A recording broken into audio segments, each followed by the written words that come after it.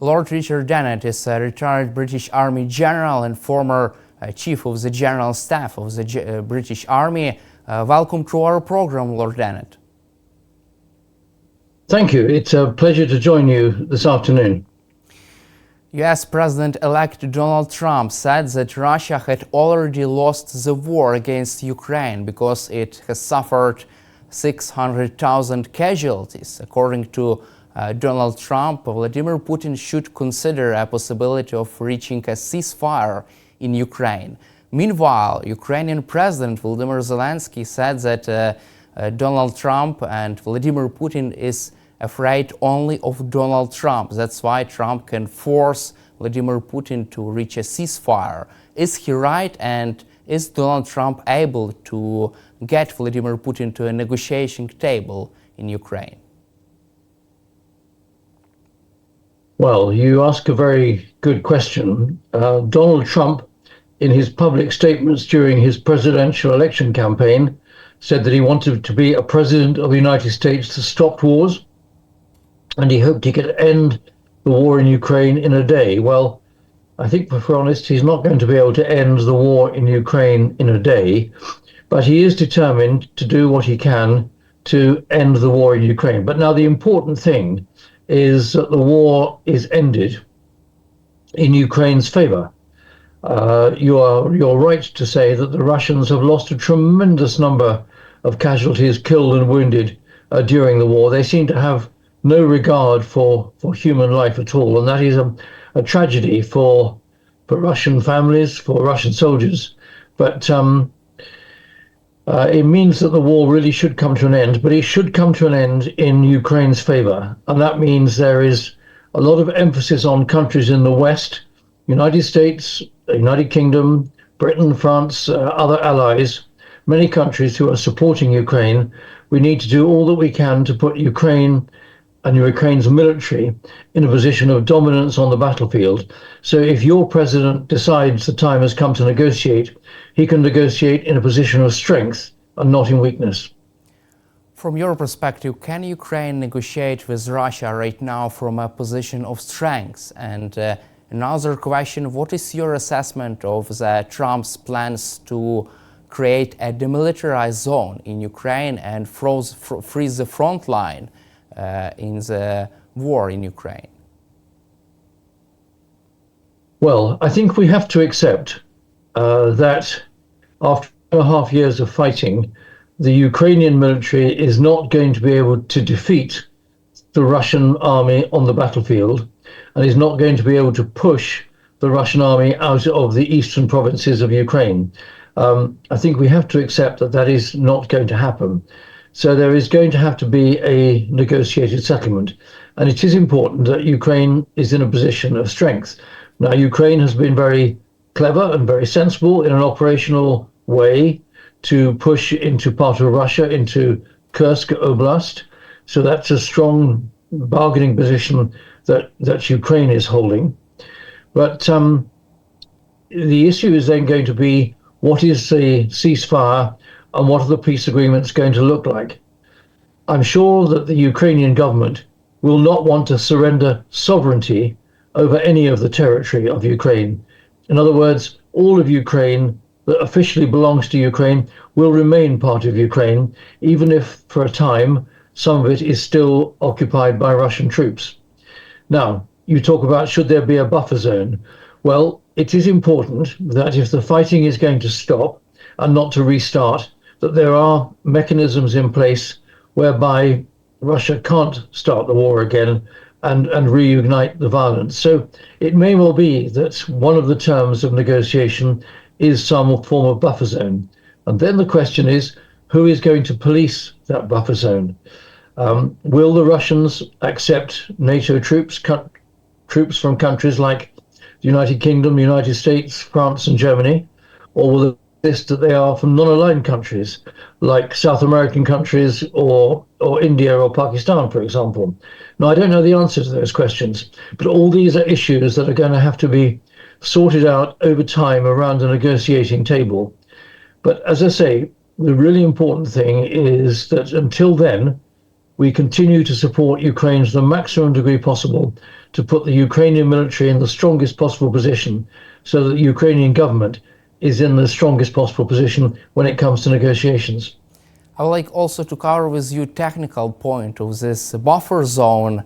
Are NATO allies, are those European countries ready to enforce such long buffer zone, because the front line is more than 1,000 kilometers and are the British, French, German and other governments ready to commit such high numbers of troops to properly enforce such long buffer zone inside Ukraine? Well, that is a very good question. And to be frank, I'm not sure what the answer is. There are many of us in Western countries like the United Kingdom and France and Germany who have been calling on our governments to increase our expenditure on defence to make sure that we have the soldiers, sailors and airmen and the equipment that we need to uphold our security responsibilities. So I think it's going to be a very big ask as to whether these Western European countries, even if Russia agrees to it, would have enough manpower to man this buffer zone. I think it will have to be a buffer zone that is subject to very intense surveillance from satellites and from drones to watch very carefully what the opposing sides are doing and to make sure there are enough troops on the ground that can react if there are incursions. But all these things are technical matters. They're going to have to be sorted out by negotiation, and it won't be quick and it won't be easy. And certainly for Western countries, it'll be expensive. Also, Polish Prime Minister Donald Tusk said that the early stages of negotiations could begin as early as next year, at the beginning of the next year, this winter. How much time it could have how much time would it take for Ukraine, Russia, and our allies to reach at least a ceasefire agreement from your perspective? Could it take months, years to negotiate a peaceful settlement of this war? Well, again, you ask another very good question. It will all come down to the intentions of the leadership of Russia and the intentions of the leadership of Ukraine. Now, if Mr. Putin is willing to agree to a ceasefire and to agree to have talks about how the war can end, then it could happen quite quickly. But if he is not willing to do that, then you can't force him to a negotiating table. And therefore, it may mean that there are more weeks and months, and heaven forbid, further years of fighting before the leadership of the warring parties feel that they want to come to a negotiating table. But it won't happen quickly until the leadership on both sides decide that the moment has come to talk, to stop, and to try and find a peace formula. From your perspective, how can Donald Trump and another US allies force Vladimir Putin to negotiate a ceasefire in Ukraine by allowing Ukraine another strikes deep inside Russia with other missiles, or just by continuing to supporting Ukraine during this time before and after the beginning of the negotiations? What are the main instruments in the hands of Donald Trump which could help to force Vladimir Putin to negotiate with Ukraine in good faith? Well, I think there are several things that can be done. One is to increase the economic sanctions on Russia. I mean, there is no doubt, whichever way you look at the Russian economy, it is struggling at the present time because of the cost pressures of the war. So to put more economic sanctions on Russia will undoubtedly have an effect which could well influence Vladimir Putin. But I think also third parties, and I'm particularly thinking in terms of China, if pressure can be put on China to persuade Vladimir Putin that, frankly, the war is getting him nowhere, then this could have quite an influence as well. Russia and China claim to have a very strong relationship, but there is no doubt that China is the strongest partner in that relationship at the present moment. So I think if pressure could be put on President Xi for himself to apply pressure to President Putin, then that's another way in which peace talks and negotiations can be accelerated to a successful conclusion. In our previous interview conversation more than a year ago, we also covered Putin's inner circle, and you said that Putin's general could decide to remove him from the power, could change the regime in Moscow. And my first question would be, what, from your perspective, what could those Putin's generals and his inner circle, what could they think about ceasefire? Would they be in favor of such scenario from your perspective? Well, I still maintain that point of view, that the section of leadership in Russian society that feels the cost of the war most strongly are the generals at the top of the army. They have seen the army that they have constructed and trained and led for many, many years being destroyed in very large numbers. So you could actually argue that if they had the moral courage to stand up to Putin, that the generals could be the one to say, Mr. President, this war has got to end. It is destroying our military and it is making our country potentially weak. So I think there is still a reasonable argument that it could be the generals who might apply pressure on Vladimir Putin to say this war must stop. They can make the case that we've done our best to try and win this war for you, but frankly, our enemy, the Ukrainians, are proving so robust, supported strongly by Western countries, that we cannot win this war. And unless you want to bleed the country white, see many more hundreds of thousands of casualties, and see the economy ruined, then the time has come to seriously think about stopping this war and trying to find a peace settlement. Also, there is an argument that Vladimir Putin cannot try to find this exit from this situation, cannot end the war against Ukraine because his inner circle and his society still supports aggressive war against Ukraine. Do you believe in that? Can Vladimir Putin really end this war against Ukraine if there is a peaceful settlement? And another question, if Vladimir Putin decides to end this war but on not really pro-Russian terms, could he really face another coup against him from those pro-war generals, pro-war mercenaries? Well, I think what Putin will want to do, if the war is going to end in any way other than he having achieved complete victory over Ukraine, which will not happen, then he has to have a narrative. He has to have an explanation to the people in Russia why he has stopped the war. And he'll have to be able to tell them that he's achieved sufficient of his objectives. Now, it looks as if, with Russian soldiers controlling parts of the four eastern oblasts, the four eastern provinces of Ukraine, this may be sufficient grounds, sufficient narrative, if you like, for him to say that he has achieved what he wants to achieve. But if he wants to stay in power, and I'm sure that he does, he'll have to find a way of explaining to the Russian people why he didn't achieve overall victory over Ukraine, but he has achieved enough to call this a success. Otherwise, his days as president, I think, will be numbered, even despite the very tight control that he has over the state media and the tight control that he has over even social media within Russia.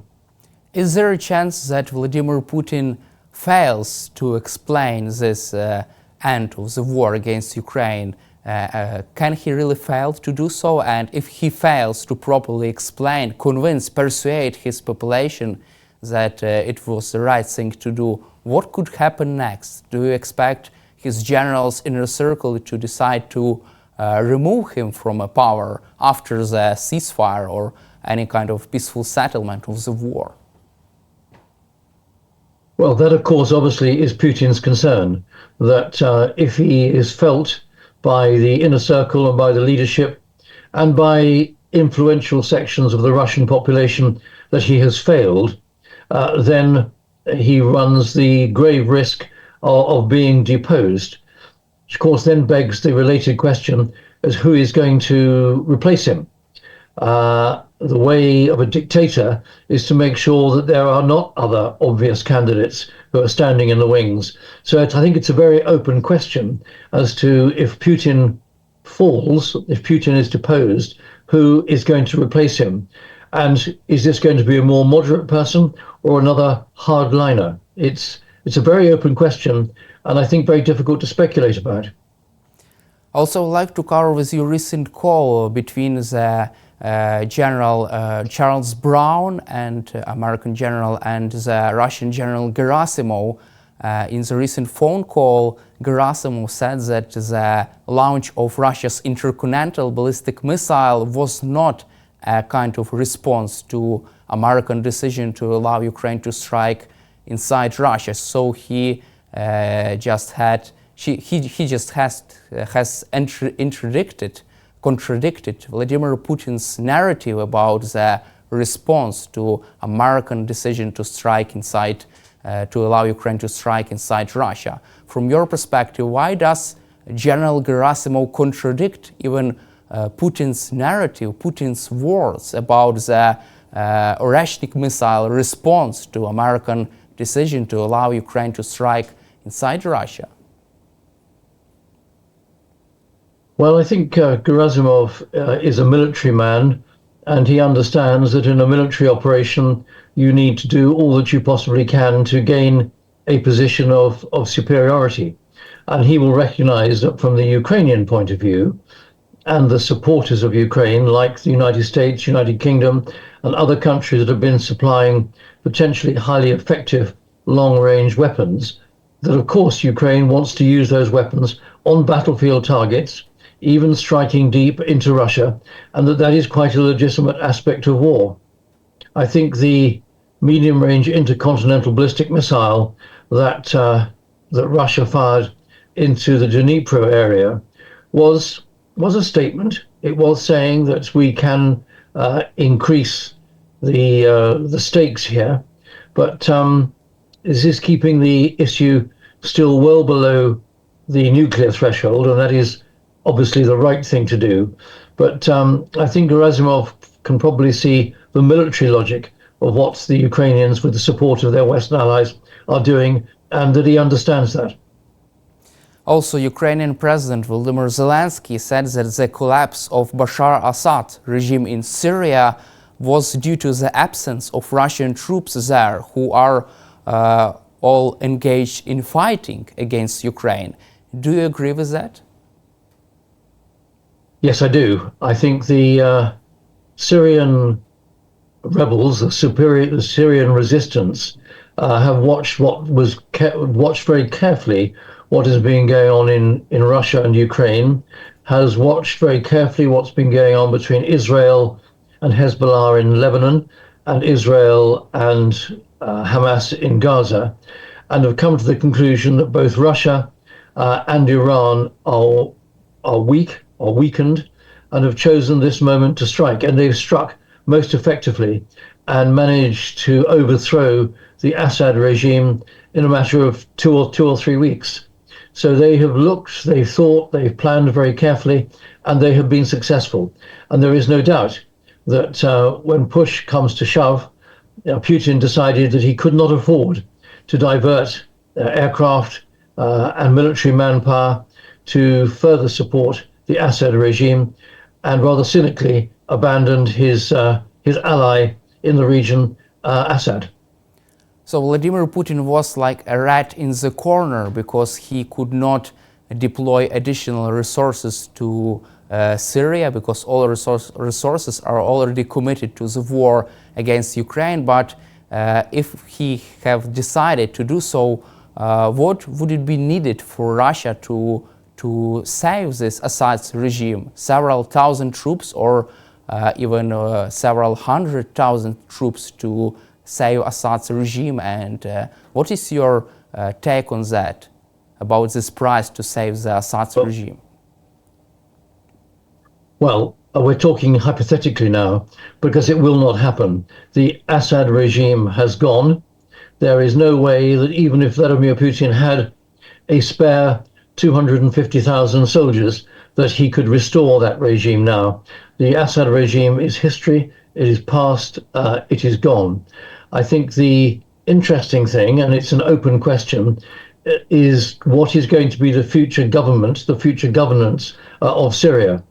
Is al-Jilani and his HTS faction able to bring other partners together to build a consensus, to build a new government in Syria for the benefit of all the Syrian people? That is the hope, but we'll have to watch and wait and see.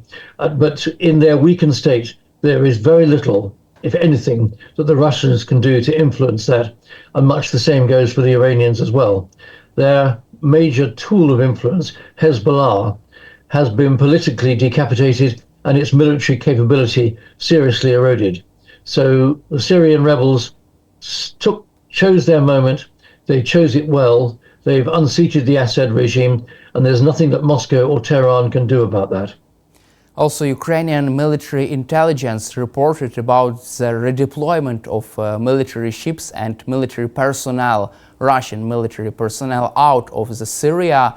How can this reputational disaster play for Vladimir Putin's grip on power? How can it influence his reputation as an international player, as many Russians thought before? Well, the events in Syria come at a very fortuitous time as far as Ukraine is concerned. If you go back to our earlier conversation about potential negotiations, Ukraine needs to be able to negotiate in a position of strength, and ideally with Russia in a position of weakness. And what has happened in Syria undoubtedly weakens Russia's position, and therefore this is very much to Ukraine's advantage. If, excuse me, if there are going to be negotiations starting early in the new year, encouraged by Donald Trump. Also, Israel has conducted airstrikes on Syrian strategic weaponry, chemical weapons and cruise missiles and other items of Bashar al-Assad strategic weaponry. Also, the Israeli Prime Minister Benjamin Netanyahu said that Israeli government is trying to take all the actions needed to ensure Israeli security with regard to the new situation in Syria. Does it mean that Israel is trying to exploit current situation in Syria in its own favor? Well, to an extent, Israel is trying to do that, but then you have to put it in the widest possible context that Israel has the right to defend its own security. It is surrounded by Muslim Arab countries. It has been fighting against Hezbollah and Hamas, whose sworn objective is the eradication of the state of Israel. And you only have to go back a few decades when all Arab countries, such as Syria and Egypt and Jordan, were vowed to eradicate Israel.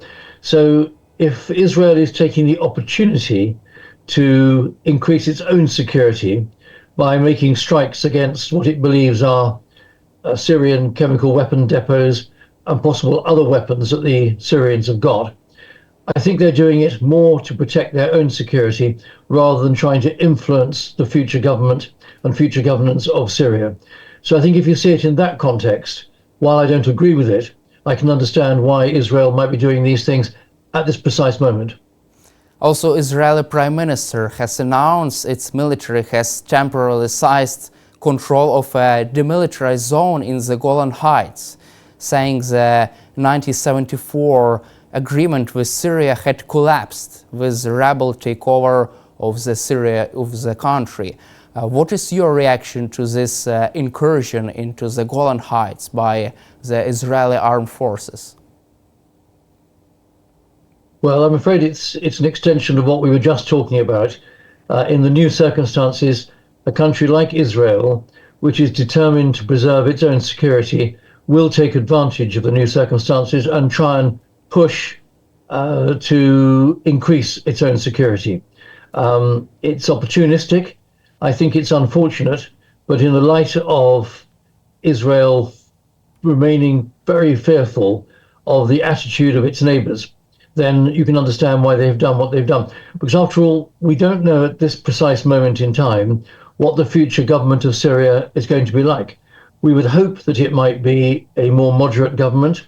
It might be a government that is interested in Syria for the Syrian people, to try and build up the Syrian economy, try and restore its infrastructure, and not have malign attitudes as far as Israel is concerned.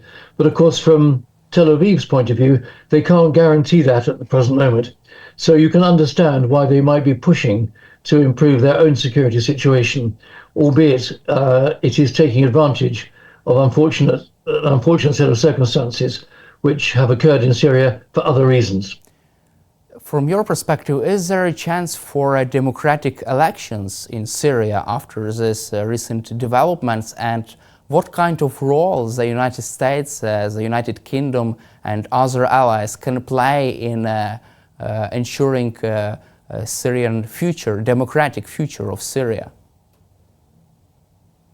Well, I think countries like the United States, the United Kingdom, and other Western countries need to be very careful about what they hope for and what they try and achieve. I think the track record of interventions in Iraq, of intervention in Libya by Western governments hoping to impose a democratic government, that outcome has been pretty poor. So I think we need to leave it to the Syrian people to work out how they want to govern their own country in the future. If they ask for advice and if they ask for support, well, then I'm sure Western countries will be willing to give it to them. But that is very different to us intervening and us imposing what we believe are important values and standards that we believe in on other people. I think what's really important is that we give the Syrian people the space and the dignity to work out their own future government, their own future governance, in the best interests of all the people of Syria. That's what I would hope is going to happen over the next few weeks and months. And my last question for you would be about the Iranian regime. It seems like the situation in Syria, the collapse of the Bashar Assad regime has revealed weaknesses of the Iranian regime in the regard of that Iran could not help Bashar Assad to stay in power. How can this development and this weakness of the Iranian regime influence its cooperation with Russia in regard of the support for Russia's war effort? Well, I think a number of things have played to come together to weaken the regime in Tehran. The way that the Israelis have pounded Hamas in Gaza, the way that they have decapitated the political leadership of Hezbollah, significantly reduced Hezbollah's military capability.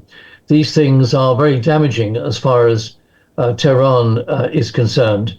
And now that we've seen the Syrian government fall, the Assad regime fall, despite Iran's support for it, this all plays into the narrative of the Tehran regime being weakened and being weaker than the leadership would like. And don't forget, there is quite an active resistance within Tehran to the Ayatollah's leadership. So it's not inconceivable that we could see even further change in the region. It's not inconceivable that the opposition might become bolder in Iran and even try and push to overthrow the regime there. We've seen this going back as far as 2009 and the elections then, when there was considerable resistance, and that is there and has continued. So I think we shall watch what happens in Iran, watch happens in the power struggle in Tehran very carefully over the next few weeks and months. Thank you, Lord Dannatt, for your time and for supporting Ukraine, and glory to Ukraine. Thank you. A pleasure to talk to you this afternoon.